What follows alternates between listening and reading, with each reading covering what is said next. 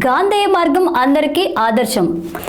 అనుసరణీయమైన నిజామాబాద్ జిల్లా collector Rajiv Gandhi Hanumanth Nagar mayor దండు నీతు కిరణ్ అన్నారు.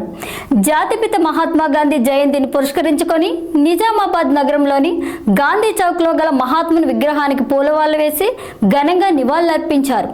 అదే విధంగా మాజీ ప్రధాని లాల్ బహదూర్ శాస్త్రి జయంతి సందర్భంగా ఆయన విగ్రహానికి పూలమాలలు వేసి శ్రద్ధాంజలి ఘటించారు.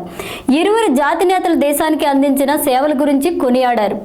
జాతిపిత చూపిన బాటలో పయనిస్తూ దేశాభ్యున్నతికి సమాజ హితానికి పాటుపడాలని పిలుపునిచ్చారు.